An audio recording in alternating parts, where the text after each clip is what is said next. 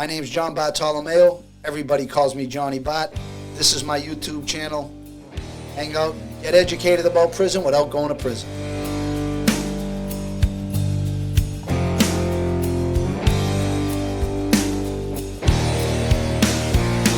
So here we are. We're back in Saugus Public Television Studio.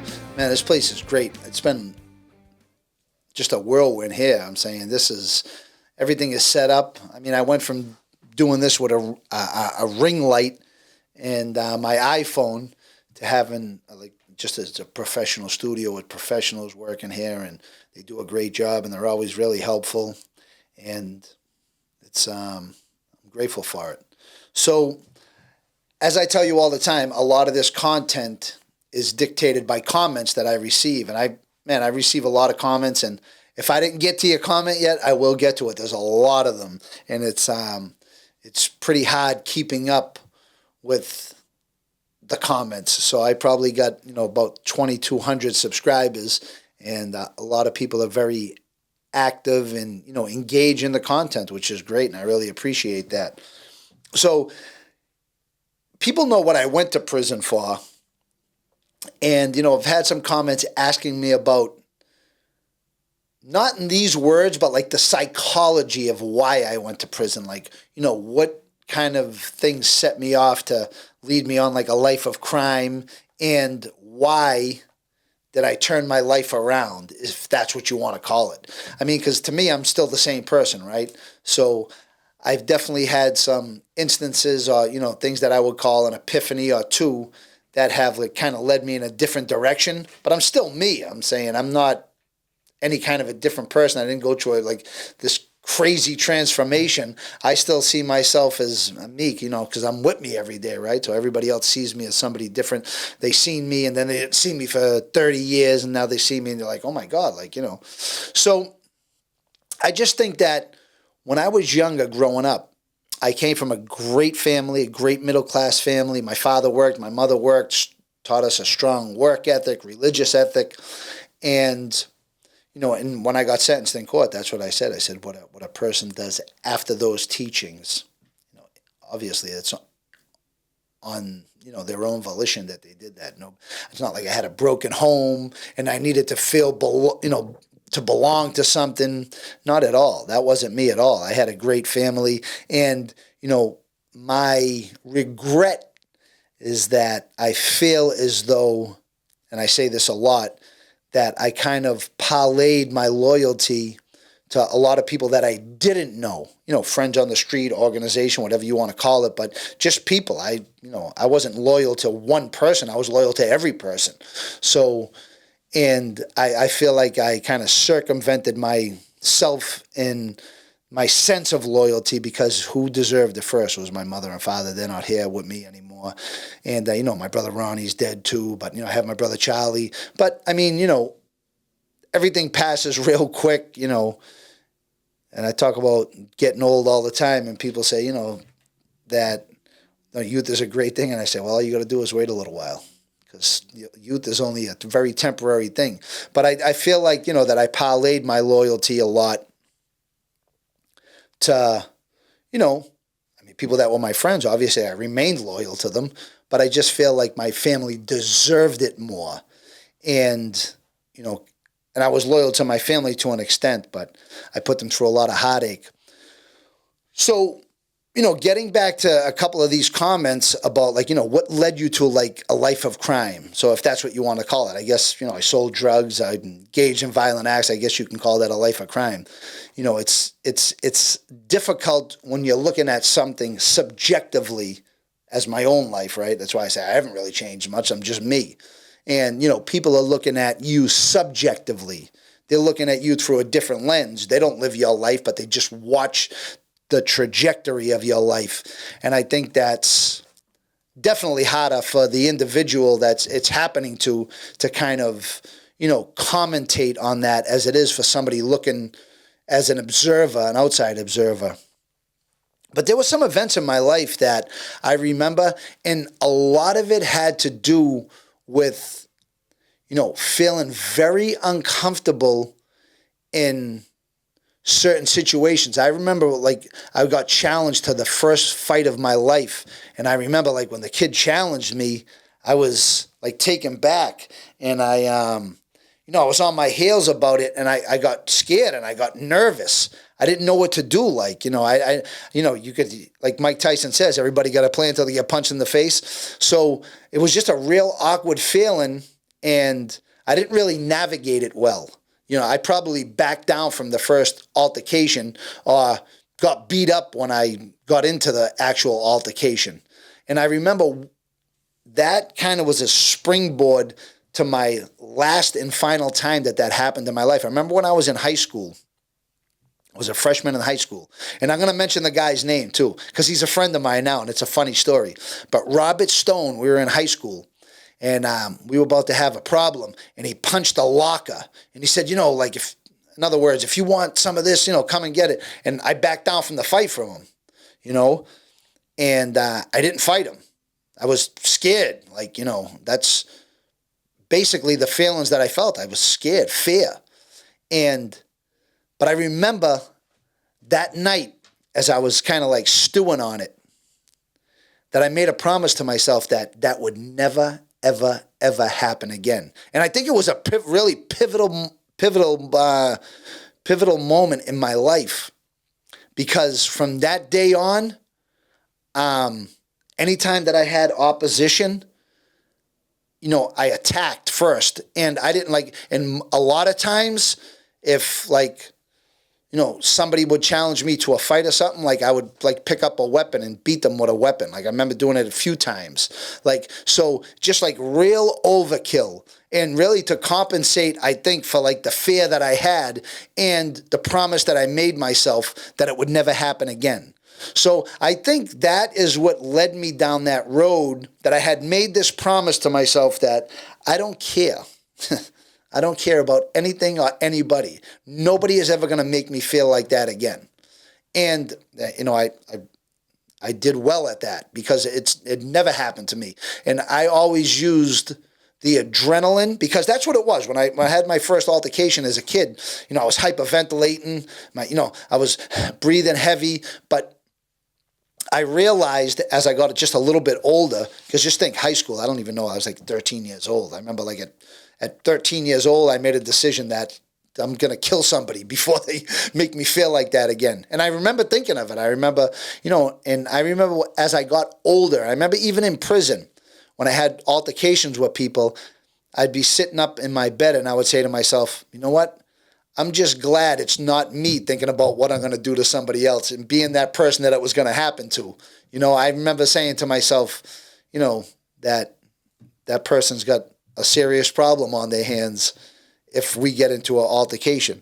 And it's not that I think that I'm a tough guy or anything like that, or even thought I was a tough guy before. I just think that I just made irrational decisions to do anything to anybody, to never, and, to kind of transform those feelings of nervousness and fear into opposition. So I think that's a pretty graphic description of what I did with my feelings and why that I really got involved in a life of crime. And what I did later on in my life, because I've never ever backed down from a situation a physical altercation. There's ways you obviously can avoid situations in life now. Sometimes, you can't be getting into, fights and traffic in the middle of the street. I'm saying some of those things are pretty useful not to engage in, right? But I'm saying when I had serious altercations about situations that were going to become violent, like drug deals or, people saying, oh, this is my friend and I'm with him. And I'm like, yeah, I don't care about that. What do you want to do? So, kind of things that I kind of did before, because I had used this philosophy that I had self-engineered to, turn fear into adrenaline and turn it into opposition. Because I always said that, if I ever sold drugs, and I did sell drugs, sold a lot of drugs, that nobody would ever beat me for one penny. Because once that happens, then anybody thinks they can beat you for whatever. So I used that in my business of selling drugs. I sold drugs my whole life. Obviously, until I got arrested, not no more. But as far as I can remember, I got my first pinch for selling marijuana, and my friends, of course, I won't mention their names, but they came down to the police station and they were like, what happened? I was like, I don't know. Because the first thing the police ask you is, who gave you this? You know what I'm saying? And I was like, I felt like coming out of Goodfellas. Hey, you broke your cherry. But of course, I didn't tell on my friends then, and I never did, nor would I ever do that. If somebody tells me a secret, of course, I'm going to keep the secret. And I think there's such a power in that, such a currency in that when you can be trusted, to just whatever it is. I'm saying not cooperate against cooperate with law enforcement. I think that's the extremist example you could ever give. I just think that when somebody tells you something and they confide in you, I think there's a power in, guarding that.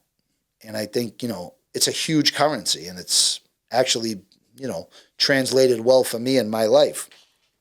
So, I just think that's the psychology that I self-engineered for myself, is to turn fear into opposition and turn that adrenaline into, just in being just extreme, not like just getting into fights, like beating people with like hammers, shovels, I'm saying just weapons and using those weapons. And I felt really good about myself. I felt really good because I figured the way I looked at all this was that I have kept this promise to myself that I would never back down from an altercation ever again in my life, because it severely bruised my ego as a kid. And I remember that stuff, and I don't know if Robert Stone's ever going to see this, but he was the impetus for me developing this philosophy that I lived with for half my life. Excuse me. But so let's get from there, right? So this is this philosophy that I developed for myself, so I would never, ever, ever, you can't come second in a gunfight. There's really no future in it, right? So I always thought along those lines about, always having to win altercations, getting into altercations, engaging in them, and, never, ever, ever backing down, in other words. So now, if we fast forward a little bit, when I'm in prison and I start, realizing that there's a zero future in this life that I've engaged in. I'm getting a 35-year sentence. I'm started as a death penalty case, getting threatened with life. I realize there's no future at all, but I'm all in, right? I mean, there's no way to say, hey, you know what? Let's do this one over, because that 35 years probably ain't going to fit well with my social life. So let me sneak on out the back door, right? So there was no way to do that. There was no way to ask for a do-over. So I just really had to, live my life moving forward in the best possible way. But when I first get to prison, I can't conceptualize that. I think the only way I can live my life is the way that I've been living it, because it's a different environment, and this is really the environment where you really have to, make sure, forget about beating you from a drug deal, but make sure nobody can get over on you, nobody can disrespect you. So the alert was much more heightened in the prison setting for me, in this philosophy that I had self-engineered for myself. But what had happened, and it's the most cliche thing in the whole world, is that people say, oh, you have to get educated. Like, education is the key to everything, And it sounds so cliche, but it is so, so, so true. Because a lot of what I can say that went hand in hand with this self-engineered philosophy that I had made for myself was that I had a fear of learning insofar as I didn't think I could do it, especially with math. I was just really intimidated by it. I didn't want to put the time and effort into it. I come up with another philosophy that kind of went hand in hand with these other philosophies that got me nowhere, was that I got to do the least amount of work to make the most amount of money. I thought I had all these clever things. I thought I was the smartest guy in the whole planet. So, and I didn't really realize how ignorant I really was until I started learning.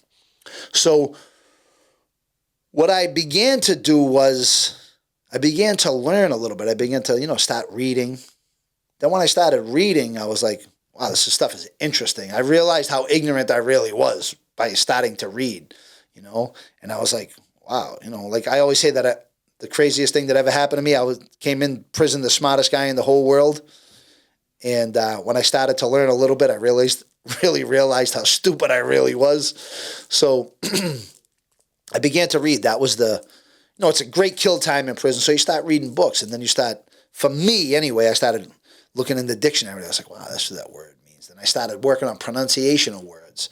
And I started to, build a little momentum with learning, because that was my strongest point. My strongest point was English. I always, after a time, of course, of, engaging in all these kind of different curriculums and educational activities, writing and reading were my strongest points.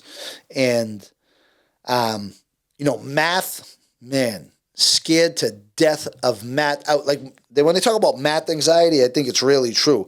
Like sweating, really sweating. So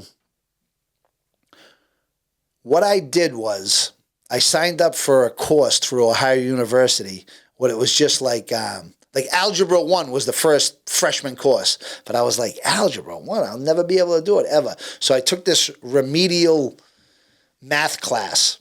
And what I did was I did the first couple of chapters, and this was at Ohio University. This is to get you prepared for algebra.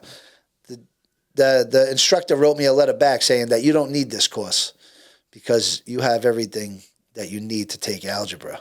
And then I was really scared. I was hyperventilating. I was like, I'm not going to be able to do it. So it was a real fear. And I remember after I completed that first course that I tell everybody the story that I was in a cell alone. I was in Lee County Penitentiary in Virginia, and I was looking out the window, and a little tiny window, not a big window, of course, with a big bar in the middle of it. You kind of separate your eyes to see what's really going on out there. But I was watching the guard tower and the fences, and I remember I got my first grade in algebra, and it was an A. I was like, wow. Crazy. I had tears in my eyes. I cried when I got my first A in algebra. And crazy. Insanity. And I was like, wow, I could do this. And I started to connect some concepts together in algebra and start working problems and start, just putting work and effort into it and learning, right? So when I started to learn, that really gave me self-worth. And when I had self-worth, that gave me like a thirst for more. So I really began to start educating myself in prison. And that, through education, I had the capacity to dream big. So when people say that education, like, oh, it's cliche, education, yeah, but it's so, so true. And what I really realized is, and I say it all the time, how ignorant I really was. I thought I was the smartest guy in the whole world. I started every conversation. You started the conversation. I went, yeah. Like, you don't know nothing. Like, whatever. Yeah. I'll listen to you for a second. I got to go. But the ability to learn, the ability to excel in academic curriculums gave me the greatest feeling in the whole world. And it allowed me to grow mentally and spiritually, and it allowed me to dream big. And I think that's the biggest part of why I've been so successful in my life after prison. Okay? And successful doesn't really mean financially successful, although I've been blessed to not have to worry about much. I'm saying, I'm not a gazillionaire, I'm not a millionaire, but, I don't have to worry about anything. I have enough money coming in. I can pay my bills. I can eat. I can hang out. I can do my thing. Go to Colombia for a little while here and there. And so I've been blessed and I've been fortunate. But I just think self-worth and knowing that, I don't have to, because I think there's so much is just settling for less. Like I remember when my boy Bean Shooter said that. I didn't care. All I wanted to do was get out and make some money so I could go back for a few more years. And I just think it's such base level thought that when you really do start learning and realize that, you have the capacity to learn, you have the capacity to grow. And I think that's what has helped me so much in everybody else wants to say this new life that I have, but it's just my life. It's a continuation of it. And what I have done now is just try to progress, just try to grow every day, just try to, and of course at the very root of that is to remain grateful. So I just think that, this is, I told you about the philosophy I had, and this is why there's been a transformation, if you want to call it that. And, everything leading up to it has helped me, and I think everybody that, it's crazy too, because even people that subscribe to this channel and just comment and, we go back and forth and, we have a little bit of a conversation, that has helped me. So I really can't diminish or curtail the amount of help that really anybody has given me. Financially, of course, people have given me more help than others. And I mean, I'm immensely grateful for that. These are, people that didn't have to really do anything, but did anyway. And so, of course, I had a great head start from that. So that basically is just in a nutshell, in an episode, how that philosophy started, how it grew, how another philosophy took its place, leading to where I am today. So that's it. That's the episode. And please do me a favor, have people subscribe to this channel. Share this material if you like it. If you don't, delete it. But if you like it, share it with your friends. That's it. See you next week.